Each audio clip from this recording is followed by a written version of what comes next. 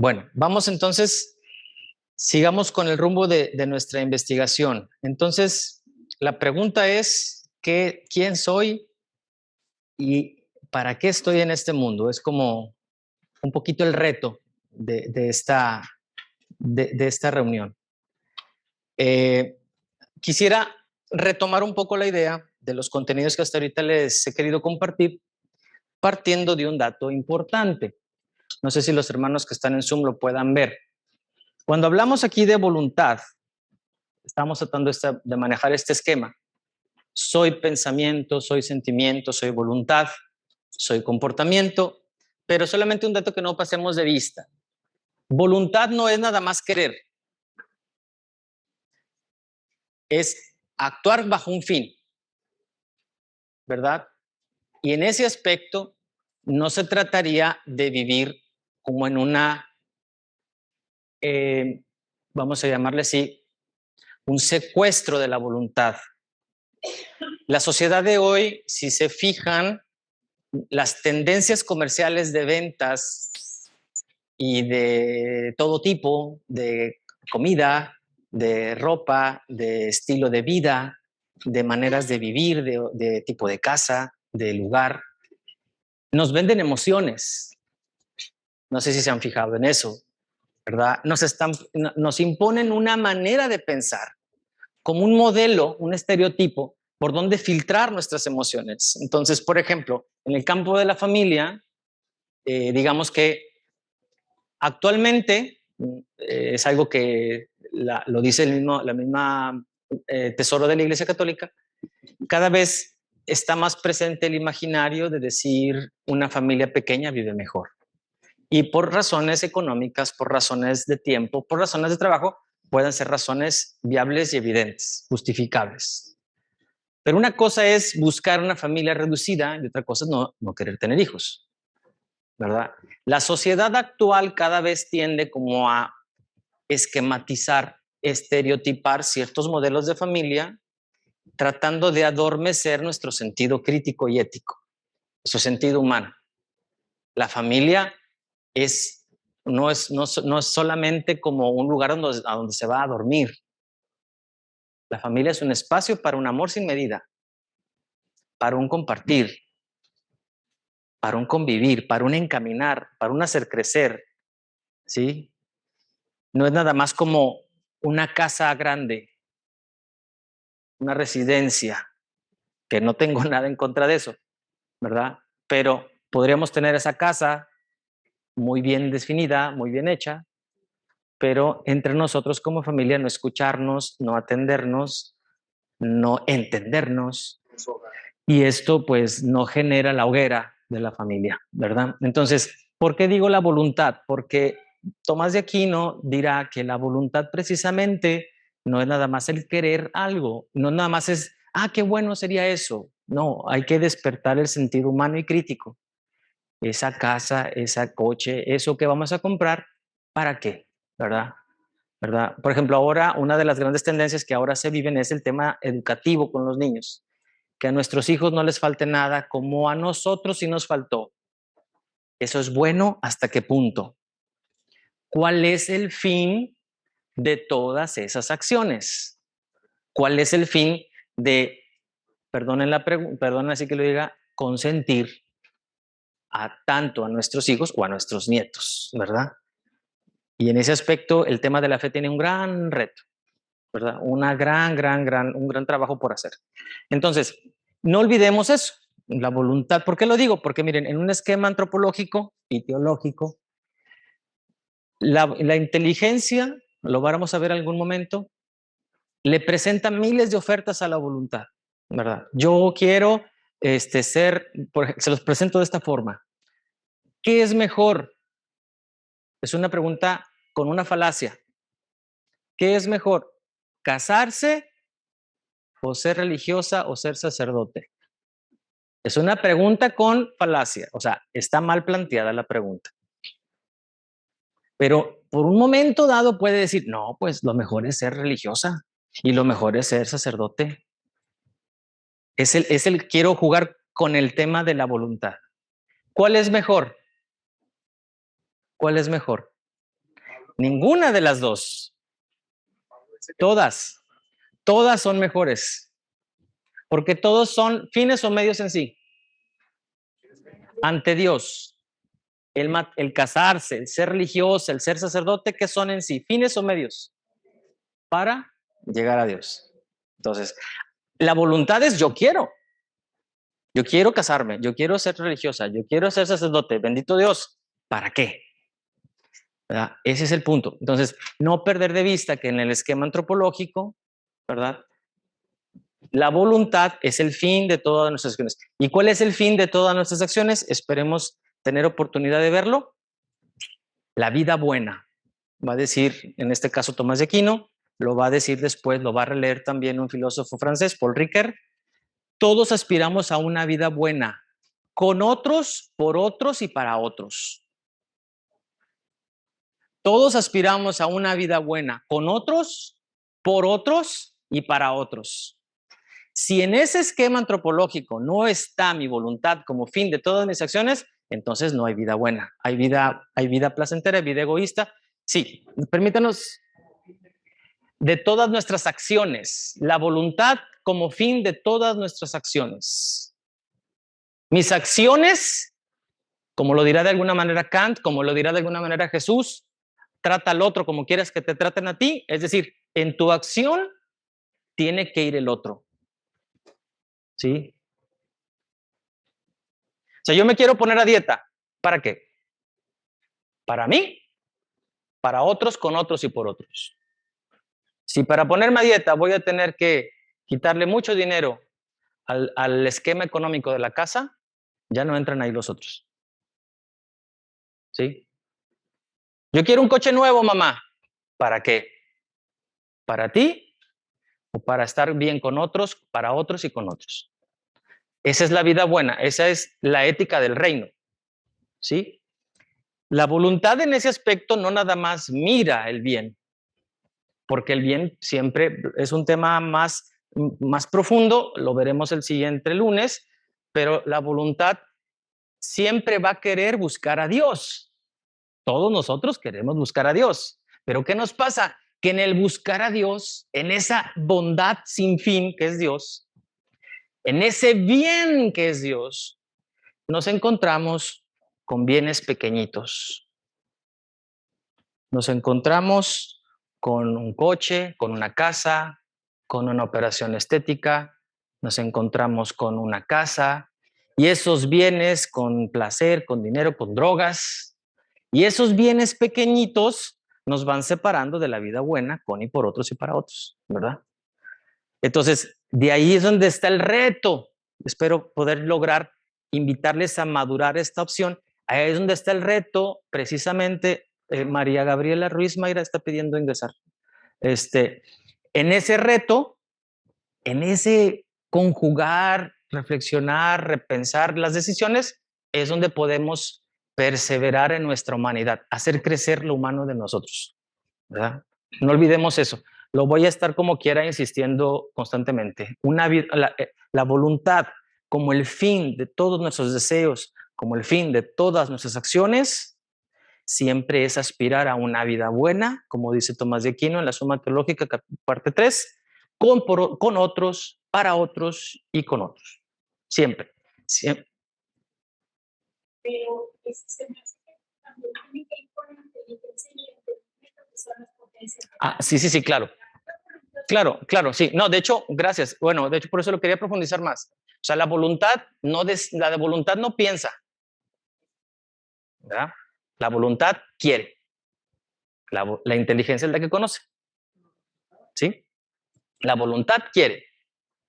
Por más que uno le presente, vuelvo al ejemplo de ustedes o de nosotros cuando elegimos a nuestra vida. Por más hombres guapos, bien parecidos que pudieron conocer y por más damas muy bien parecidas que pudimos haber conocido, elegimos a una.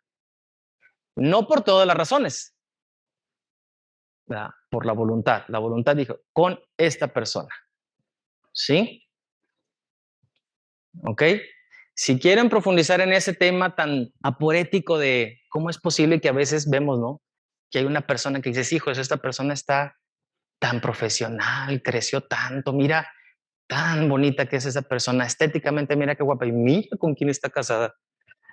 O al revés, hay un autor que se llama Stenberg, luego les diré bien el dato, que tiene un libro que así se llama, es un psicólogo muy interesante y hace precisamente una relectura atomista. ¿Por qué la gente tan brillante es tan estúpida? Así se llama el libro. Pero es muy interesante. Suena muy a falacia y suena a chiste, pero es una pregunta muy interesante porque va respondiendo poéticamente este juego. ¿Cómo se orquesta? Claro, qué bueno que lo comentamos. O sea, la voluntad no hace todo, lo hace gracias a la información de la inteligencia, pero esa inteligencia no actúa como si fuera una inteligencia químicamente pura. Esa inteligencia está en un contexto, con unos afectos, con unas emociones, con un autoconcepto, con una historia, con una cultura. ¿Sí? En ese aspecto, todos somos tan diferentes porque nuestra identidad personal responde a nuestra historia personal, responde a nuestra familia, responde a nuestras raíces. Cuando eso no está, las cosas tienden después a, digamos, desequilibrarse. Aunque ninguno de nosotros estamos 100% equilibrados, obviamente, ¿verdad? En ese aspecto somos muy perfectos, ¿verdad? Porque no estamos totalmente equilibrados. Si no fuéramos máquinas, y no somos máquinas, somos humanos, ¿verdad? Entonces, en ese aspecto, la acción, el pensamiento, el sentimiento, todo eso, de alguna manera, se filtra por lo que somos, cada uno con su propia identidad personal, cada uno con su propio concepto. Ahorita vamos a profundizar, si nos da tiempo, en el tema de la identidad personal. Y una de las primeras evidencias que encontramos en nuestra identidad personal es que nuestra identidad personal, en su primer elemento, no es nuestra, nos es dada. ¿Sí? Porque nuestra identidad personal responde a una historia personal. ¿Y cómo comienza esa historia? Empieza por mi nombre. ¿Y quién me puso ese nombre? ¿Me lo puse yo? ¿Me lo pusieron otros? Ya ahí entendemos que mi historia, mi identidad no se crea de manera aislada, viene de fuera. Más allá todavía nuestra existencia. ¿De quién viene nuestra existencia? Pues de Dios. Pero esa existencia que Dios me dio viene enriquecida por una historia que alguien me compartió. Yo me llamo Vicente, porque así se llamaba mi abuelo paterno, ¿verdad? Así me puso mi mamá, así me puso mi papá. Ellos me educaron en esta fe católica, etc. Y ya comienza mi relato. Si yo pierdo eso, o si me llego a enterar ahorita a mis 45 primeros años de vida que soy adoptado, mi historia cambia. ¿Y mi identidad personal cambia o no? Claro que cambia. Cambia mi identidad, pero no cambia mi ser. Entonces, en la identidad personal se juegan dos elementos. Algo que siempre permanece. Yo soy Vicente, varón, ¿verdad? Tengo 45 años, peso tantos kilos, soy de tez morena o de tez medio parlada, no sé, ¿verdad? Soy hijo de, tengo hermanos, etcétera, estoy en tal parroquia, ayudo así, esa, ¿verdad? Eso permanece, pero hay cosas que cambian. Tal vez cambian los gustos, tal vez cambian mis intereses. Nomás regálenos el micrófono, por favor, para que todos... No, pero para que lo escuchen en Zoom. Para que lo escuchen en Zoom, para que... Y a mí me llama mucho la atención que en nuestra época usábamos los nombres de nuestros abuelos o nuestros padres. Y en la actualidad los jóvenes dicen que no, que porque si le ponen el nombre le estás como pasando cierta, ¿cómo te diré? Sí, o sea, sí, que no le pongas el nombre, que él tenga su nombre, porque luego le hereda, como si le heredara uno. Y le digo, pero pues si antes nos llamábamos como el papá o como el abuelo, y ahora los jóvenes. Hay un libro que se llama El gen egoísta. Se los recomiendo. Obviamente para que lo lean, no para que lo crean. El gen egoísta, así se llama el libro. Gen, como el gen, la genética, gen egoísta. Y ahí se plantea esa pregunta. Se plantea esa pregunta de por qué antes nuestros valores pareciera que genéticamente ya como que uno creía en Dios automáticamente, antiguamente, ¿verdad? Y de repente algo pasó que de repente la identidad religiosa se colapsó. Entonces ya no creer es una opción libre, ¿no? Tú puedes decir sí o no. Y también esto del nombre, ¿verdad? A los ojos de nosotros, acordaremos en la pila del bautismo, el nombre es el proyecto de Dios para nosotros. Por eso antiguamente poner el nombre el día del santo en que nacía la persona correspondía a su proyecto ante Dios. Dios quiso que naciera el día de San Juan, de San Nepomuceno, ¿verdad? Así ponían antes, ¿verdad? Que era una bendición. Ahora no, ahora es una maldición, ¿verdad? ¿Cómo se llama esto? La respuesta se encuentra precisamente en algo que socialmente, históricamente se le conoce como el fenómeno de la modernidad. Modernidad es, lo veremos tal vez la próxima semana, es una etapa de la sociedad y de la historia. Estamos hablando por ahí del siglo XV, XVI, cuando empieza el tema de la imprenta y de la ilustración, que empiezan a cambiar los valores. El ateísmo también es un efecto propiamente. Un ateísmo, le llamamos a esto un ateísmo práctico, donde las referencias del pasado ya no importan, ¿verdad? Esa es parte de la tendencia de la modernidad. El pasado fue pasado. Ya nadie me tiene que decir normas, ya nadie me tiene que decir reglas. Yo voy a hacer lo que yo quiero, ¿no? Y sin Dios voy a hacer más cosas. Es como el tema de que precisamente tiene su origen en la ciencia, porque la ciencia dijo, como cada vez la ciencia construía más cosas, la ciencia construía medicinas, la ciencia construía mejores casas, la ciencia construía mejores instrumentos de medición. El camino es la ciencia. Entonces, entre más racionalidad hay en la vida, más felicidad habrá. Era como el esquema. A mayor inteligencia, a mayor velocidad, mayor felicidad. ¿Es cierto eso? No es cierto. Al contrario, la ciencia misma después va a decir, fallamos, ¿verdad? ¿Se acuerdan ustedes de Prometeo? El mito de Prometeo, ¿verdad? Que cargaba la piedra porque entre más podía, más fácil iba a llegar a superar el infierno o el Hades y nada, ¿verdad? Entonces, ese es el reto, ¿verdad? Que estamos también enfrentando actualmente, ¿sí? Vuelvo al tema de la inteligencia. Todo esto, mis pensamientos, mis sentimientos, mis valores, se filtran en mi identidad personal, en lo que yo soy, en lo que hasta este momento yo digo de mí misma, yo digo de mí mismo. Y el primer juicio afectivo, eso es bien interesante, el primer juicio que yo tengo de mí misma y el primer juicio que yo tengo de mí mismo no es en clave racional, es en clave moral. ¿Qué quiero decir con esto? En otras palabras, yo no soy nada más lo que hago. Yo puedo ser un pésimo carpintero y me va bien mal en mi negocio y apenas saco adelante a mi familia. Pero el que sea un pésimo carpintero no significa que sea un mal papá, ¿verdad? Puedo ser un pésimo papá y un excelente carpintero, ¿verdad? Entonces, ahí encontramos toda esa identidad, tendríamos que repensar, releer nuestra historia personal, redescubrir por qué he llegado hasta este momento donde estoy. No estamos hablando en un términos meritorios, sino por qué hasta este momento de mi vida soy lo que soy. ¿Qué tengo? ¿Qué busco? ¿Quién soy? ¿Verdad? Y en esas preguntas, como dice el Coelet, ahí detrás las respuestas las tiene alguien. Y ese alguien es Dios, ¿verdad?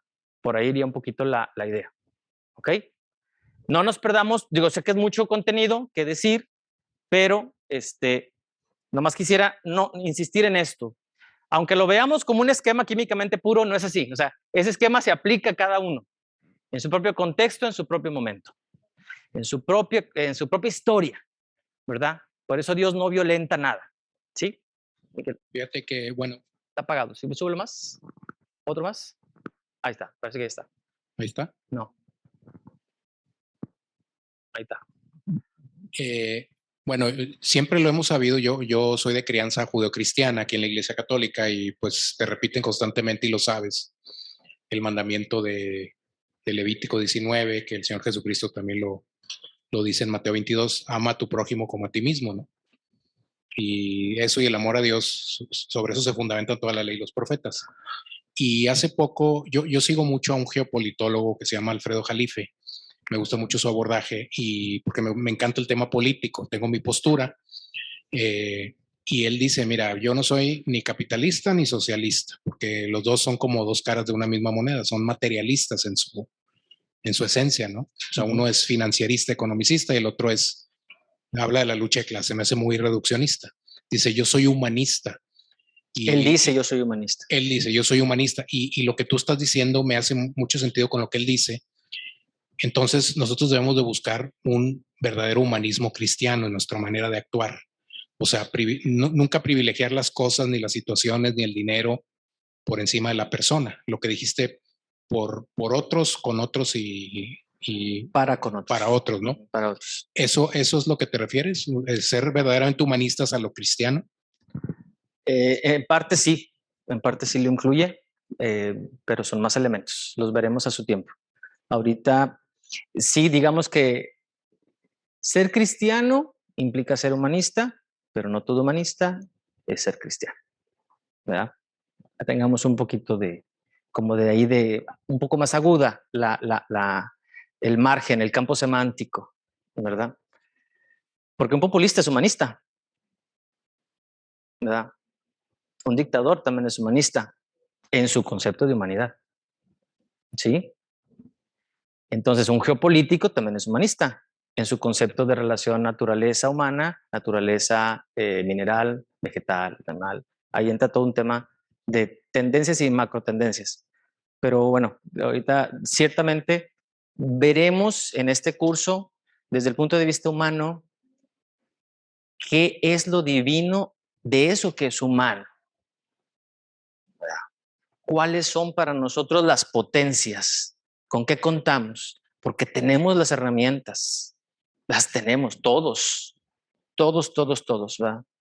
Mientras tengamos la existencia, mientras tengamos el deseo de ser lo que somos, se puede. Claro, veremos que no es fácil. Por ejemplo, Aristóteles, ahorita les voy a, espero dejar como esta propuesta. Aristóteles es uno de los filósofos que a mí me agradan. Tiene un libro de la ética y dice, enojarse con el otro es fácil. Enojarse con otra persona es fácil. Pero enojarse con la persona adecuada, por las razones adecuadas, en el momento adecuado, en el contexto adecuado, por las razones válidas, no es tan fácil, ¿verdad? Y ahí está la parte, la chispa divina, ¿no? En ese brinco de un lado a otro. Ok, entonces, vamos entonces ahora a ir aterrizando la introducción del curso, ¿sí? Vamos a la página 4, donde dice, que es casi el penúltimo párrafo. También desde la teología dogmática. Vamos a ver por qué en este curso de antropología cristiana se les invita a profundizar en la teología dogmática y qué es. Y lo primero es tener una pequeña definición de teología, ¿sí? La teología dice aquí, si la teología es la comprensión del contenido de la fe cristiana para una vida significativa, entonces el significado de la teología no se agota en su simple etimología, sino que habrá que acceder a la acción, a la praxis de la teología, al hecho de hacer teología, en nuestro caso, de la antropología teológica. Vamos otra vez a repetir aquí dos ideas importantes. Teología como una definición primera, no exhaustiva, de la teología es comprender el contenido de la fe cristiana para una vida significativa. Ahí ya está el fin de la acción. Estudio, comprendo, creo, pero para algo, ¿verdad? Yo le diría con otras palabras como lo dice Zubiri, no creo por razones, pero tengo razones para creer. ¿Verdad? Yo he descubierto en mi camino de fe, en mi historia personal, que hay un Dios que me amó, que se anticipó, que me robó, que me sedujo. Y por eso es una razón, ¿verdad? Con la cual me mueve a creer y me mueve a hacer las cosas que hago, en la forma en las que hago, como un creyente, ¿no? Si van, por favor, a la nota final, donde está el número 5, ahí trataremos de comprender un poquito más. ¿Por qué comprensión? ¿Por qué contenido de la fe? ¿Y por qué significatividad? Comprensión en el sentido de clarificar. Y decimos aquí el verbo clarificar. La teología no es un diccionario de catecismo. no es aprender definiciones, es clarificar la fe, clarificar las verdades. La fe, creer, en ese aspecto es el presupuesto de la teología, y ahí entra la parte de la antropología cristiana. Comprender es clarificar. ¿Clarificar qué? El creer. Porque en el creer nos vamos a encontrar con una rica ruta de interpretación de la vida. Pongo 2 ejemplos. Creer es tan humano como creer es tan cristiano. Primer ejemplo, creer es tan humano. ¿Quiénes de ustedes tienen hijos? ¿Alguna vez, bájenla, cuando bájenla, y ahora la vamos a levantar otra vez a ver si acaso, alguna vez sus hijos, por alguna razón, en alguna fiesta a la que hayan ido a algún lugar, les dijeron, mamá, papá, voy a llegar a tal hora, y no llegaron a esa hora? Ok, bájenla. Ahora, esos hijos cuando llegaron con ustedes les dijeron, mamá, es que fíjate que me pasó, y luego llegó, y que el vestido, podemos todos levantar la mano, ¿verdad? Y esto, y esto, y esto. ¿Ustedes qué hacen? ¿Creen o no creen?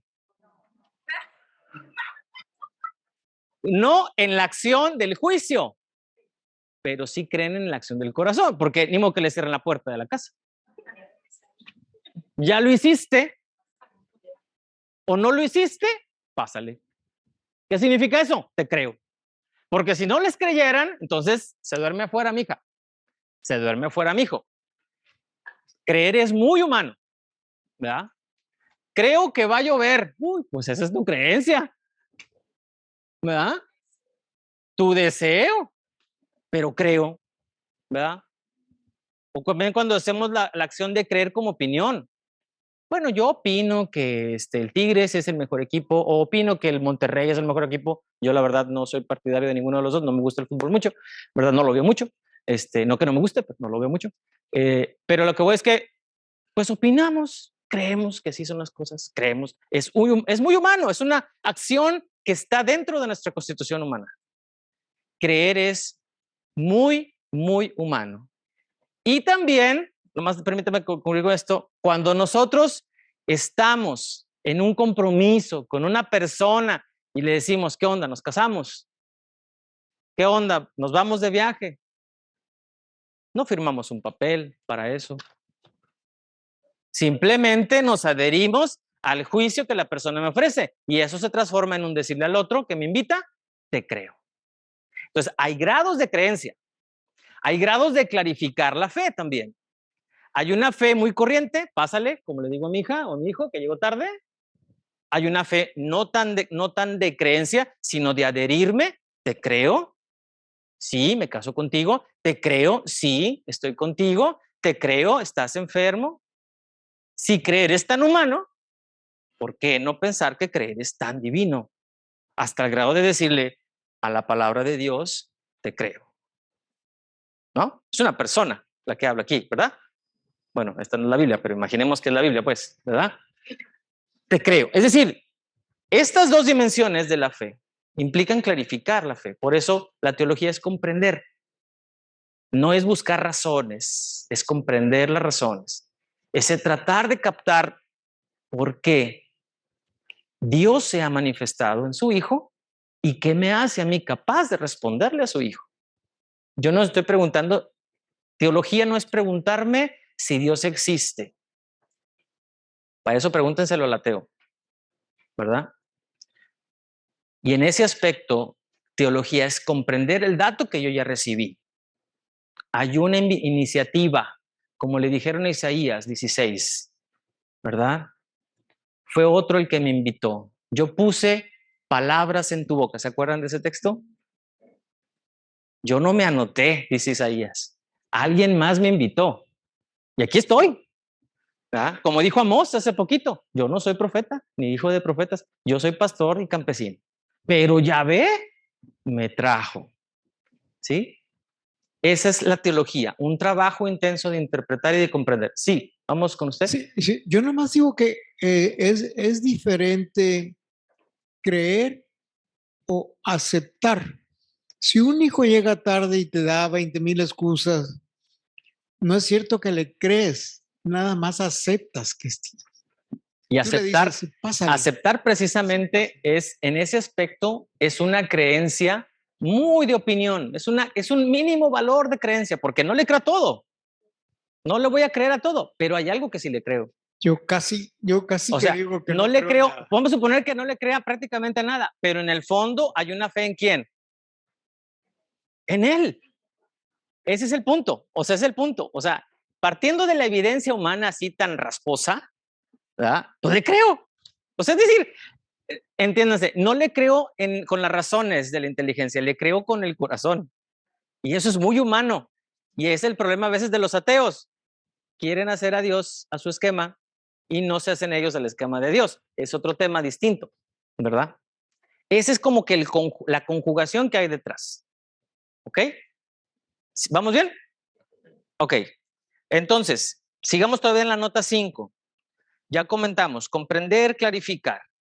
¿Por qué comprender el contenido de la fe? Porque aquí se entiende como actualización de la revelación de Dios. Me voy a detener en esa frasecita.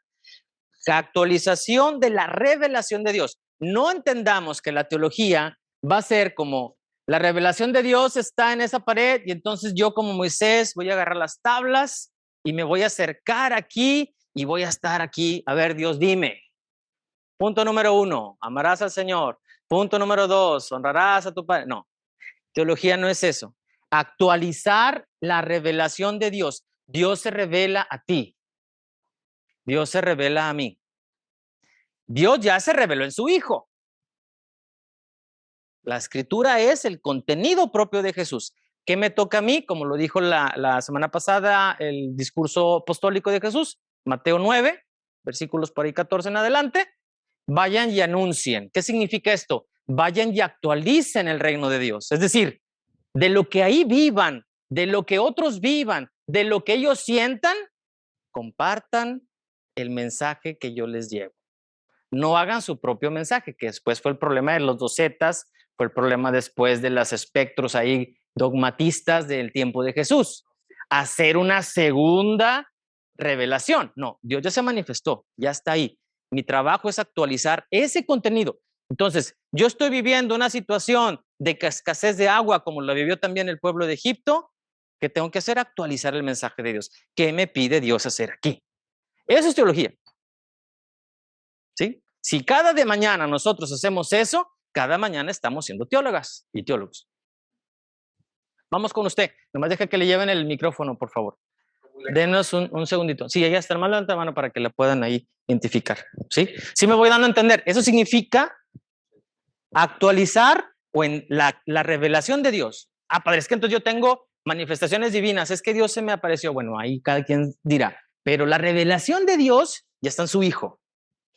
Ya está consignada por escrito. Ya está transmitida. Sí. No sé si esto venga a relación de que siempre nos enseñaban o nos decían que el tener fe, el creer en Dios, era un acto de fe. No sé si esto tenga relación. Antiguamente el creer es un acto de fe, sí, pero antiguamente, a lo mejor le estoy entendiendo yo en este sentido, el acto de fe era un acto públicamente declarativo. Como que no preguntes mucho, ¿tú crees? Sí, así tiene que ser. Sí. Declarativo, canónicamente impuesto. Sí. Miren, sí, tiene que ver con eso. El tema es que creo que le hemos apostado mal. De hecho, una vez también lo dijo Papa Francisco. Una vez yo escuché, ¿ustedes se acuerdan del cardenal María Martini? Sí, bueno, quienes no lo conozcan, el cardenal María Martini ya murió hace años. Era un hombre muy buen biblista, es un exegeta impresionante. Y él una vez dijo, una frase muy fuerte, dijo, actualmente, y estaba hablando él en tiempos por ahí del año 1999, por ahí, y una vez dijo, tenemos 3 sacramentos de iniciación cristiana en la iglesia: bautismo, confirmación y Eucaristía. Sí, ¿verdad?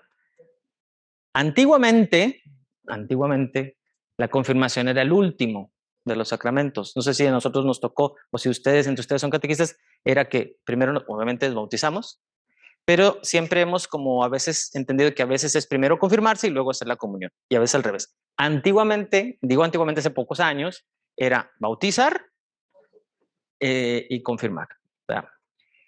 Y el cardenal Martín una vez dijo, el sacramento de la confirmación se ha vuelto el acto declarativo público de ateísmo.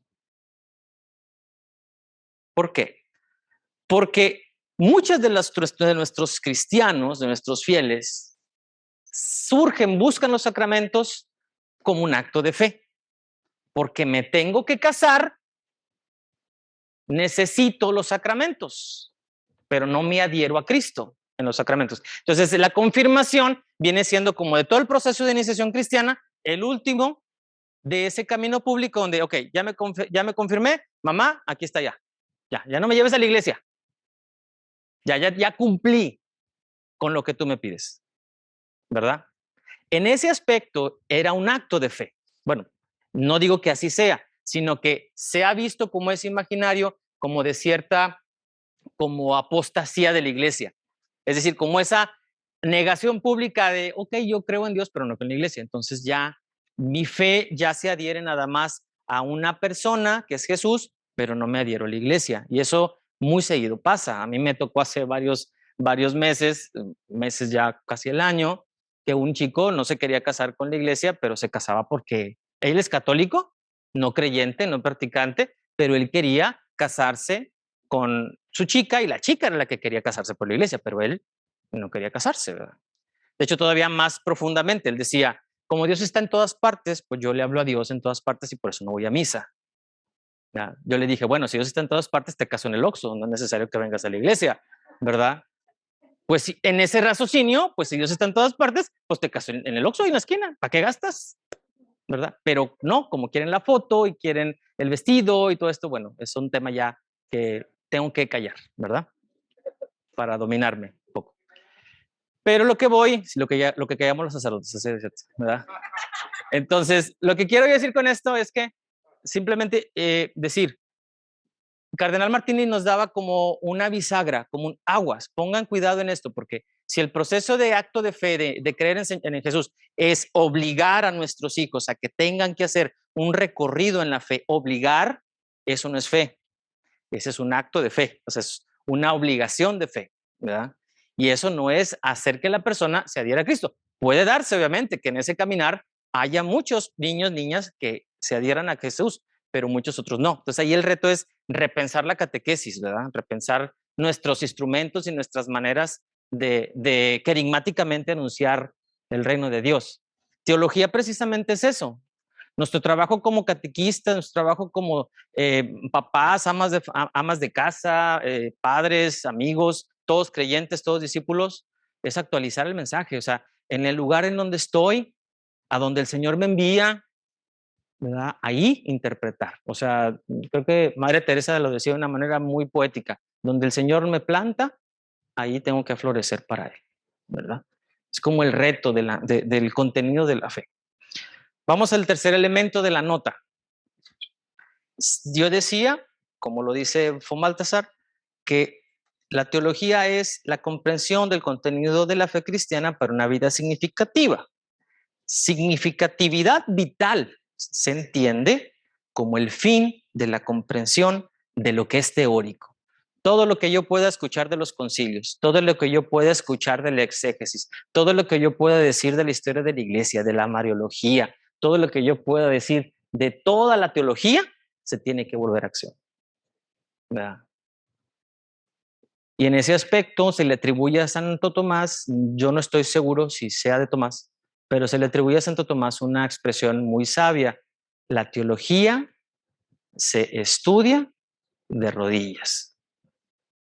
Es decir, hacer teología es estar, no en oración constante, no hincado. O sea, no hincado en el sentido que esté mal estar hincado, sino estar en la tierra, ¿verdad? No somos ángeles como que acá nos elevamos, no.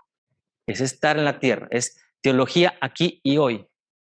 Dios se revela a mí, Dios me habla, e incluso en lo que vivimos. Por ejemplo, un principio de interpretación teológica es ese, o sea, La palabra de Dios ya está consignada.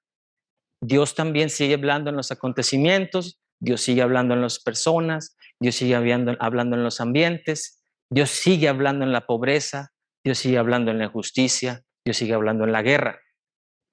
Todo eso no es voluntad de Dios, pero sí es palabra de Dios. O sea, Dios en eso me habla a mí, me interpela, ¿verdad? En mi casa, en las situaciones que vivo con los míos, con los vecinos, en todo eso ahí Dios está interpelándonos, actualizándonos. Ese es lo significativo de la teología, ¿verdad? Entonces, ya regresamos al texto. Si la teología es comprensión del contenido de la fe cristiana para una vida significativa, entonces el significado de la teología no se agota en su simple etimología. Habrá que acceder a la praxis, al hecho de hacer teología, en nuestro caso teológica. A lo largo del devenir histórico, la teología ha recibido un sinfín de caracterizaciones, todas ellas válidas en su momento y en su lugar. Esta dimensión dogmática de la teología es un saber explicativo. Les invito a que esto lo tengamos presente, que nos hace saber por qué y cómo una proposición de fe es verdadera, cómo y por qué una declaración de fe es acogida por una comunidad eclesial. Pongo un ejemplo muy sencillo. Hay una carta, los que son más especialistas que yo en Sagrada Escritura, hay una carta de Pablo donde dice Pablo, porque como dijo el Señor Jesús, hay más alegría en dar que en recibir. ¿Dónde está eso? En el Evangelio. En el Evangelio. ¿En qué Evangelio está? No está en ningún Evangelio esa frase. Sabemos que Pablo dice que Jesús dijo. ¿Cómo saberlo? Ahí entra la fe. Ahí entra la historia de la tradición, ahí entra la historia de la consignación por escrito, de la inspiración del Espíritu Santo. El Señor lo dijo. ¿Por qué lo dijo? Porque Pablo lo dijo, ¿verdad? Un poquito en ese aspecto. ¿Sí? Vamos a otro ejemplo. El Sermón de la Montaña. ¿En qué evangelio está presente el Sermón de la Montaña? En Mateo, ok. Ese mismo sermón aparece en Lucas. Pero resulta que en un evangelio está en el llano y en otro está en la montaña. ¿A quién le creemos? A los dos. Porque para uno fue en la montaña, para otro fue en el llano. ¿Verdad? Exacto. Cada uno da su propia interpretación. ¿Cuál es más verdadera que otra? ¿Cuál es más verdadera que otra? Las dos son iguales de verdaderas. Porque hay un principio hermenéutico importante. Ahorita lo vamos a profundizar. Hay una comunidad eclesial que acoge el mensaje. ¿Sí? ¿Por qué la comunidad eclesial de Juan no acogió los evangelios agnósticos de Jesús? Porque esa comunidad eclesial que vivió y que hizo propio el evangelio de Juan, dijo, no, estos evangelios gnósticos no son, o sea, esto no lo hizo Jesús y no lo dice una persona, lo dice una comunidad orante. ¿Sí? Por ejemplo, Padre Carlos al final del curso, en su área, en su módulo, él les va a hablar de la antropología teológica del libro del Apocalipsis, una cosa bien interesante, ¿verdad? ¿Qué elementos del Apocalipsis nos hacen repensar en el hombre nuevo? ¿Verdad? ¿Cómo saber eso del Apocalipsis? ¿Quién ha ido para allá? ¿Verdad? O sea, ahí entra el principio hermenéutico de una comunidad que acoge el mensaje, de una comunidad que de alguna manera actualiza el mensaje. Eso es propiamente lo que aquí nos está diciendo la Pontificia Comisión Bíblica. Retomo el tema. Digo, vuelvo a la parte como a la mitad de ese parrafito. Esta dimensión dogmática de la teología es un saber explicativo que nos hace saber por qué y cómo una proposición de fe es verdadera y cómo y por qué una declaración de fe es acogida por una comunidad eclesial. En el curso se verá poco a poco porque la teología es una ciencia que se construye en la comunidad de la iglesia, desde una comunidad la cual si bien no cree en base a razones, sí tiene razones para creer y para abrazar la fe. ¿A qué Dios le va a creer? Al Dios que él se inventa. ¿Sí? El principio de comunidad es importante y ese elemento en ese diálogo con los demás no hay que perder de vista. La iglesia no es perfecta. La iglesia tampoco es de los papas. La iglesia tampoco es de los sacerdotes. ¿La iglesia de quién es? De Cristo. La iglesia es de Cristo. La iglesia es de Cristo. Lo dijo acá hace poquito el Papa Francisco en la homilía de ahora de San Pedro y San Pablo. La iglesia es de Cristo y Cristo está en todos. Entonces, no perder de vista eso, porque es muy fácil decir, no, pues, ¿para qué la iglesia? No, porque o sea, nosotros hemos llegado a conocer a Cristo gracias a la iglesia. Y es el problema de la posmodernidad, ¿verdad? No querer ninguna institución, no querer ninguna obligación que me amarre. Y no nada más en la cuestión eclesial, veámoslo actualmente. Aunque ustedes vean las iglesias atiborradas de matrimonios todos los fines de semana, son muchas más miles de personas que no se casan ni por el civil que personas que se casan por la iglesia. En serio, ¿verdad? Haciendo un conteo, y que no se casan ni con compromiso y que no se casan con ni con un contrato civil. Vamos a ver si funciona, porque no quiero compromiso, ¿verdad? Y ahí está el reto de hacerles a ellos ver la dinámica, la dicha que es el proyecto de Dios para ellos. Por ahí es el camino. A veces nos dicen los hermanos, padre, yo estaba el otro día en éxtasis y hice estos poemas y entendí que el Espíritu Santo ahí me dijo, bueno, dámelo. Y el obispo de don Rogelio aquí le llama censores. Hay un equipo de sacerdotes, de religiosas, de gente que ha estudiado un poco teología, que son censores diocesanos. Entonces, esos documentos los recibimos en la iglesia diocesana. A ver, ¿sí es cierto esto que hizo Conchita Cabrera? Sí, sí es cierto. ¿Sí es cierto esto que dijo Vicente Díaz? No, eso no es cierto. ¿Me explico? O sea, es como una hacer reflexión teológica, declaración teológica comunitaria. El principio es comunitario, no se hace teología a solas, ¿verdad? Se hace siempre en comunidad, ¿verdad? No perder de vista ese punto. De hecho, la reflexión antropológica más, porque cuando ustedes, por ejemplo, con el padre Juan Pedro, que vayan a ver ahorita lo de creación y pecado, y entre el tema del pecado original, ahí es toda una orquesta que hay que ensayar una y otra vez, ¿verdad? Vamos entonces cerrando. Yo les voy a dejar que entonces todavía nos falta algo de texto por leer y no lo vamos a alcanzar a leer ahorita.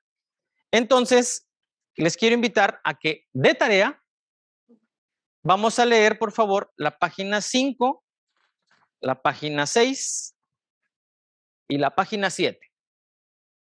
Yo les quería dejar de tarea el otro texto, pero no acabamos. Entonces, ¿por qué es importante leerlo? Para que la siguiente sesión comencemos. A ver, ¿dudas, preguntas del texto? A, B, C, C, D, F, nos regresamos y luego entrar ya al tema de la identidad personal y de las personas.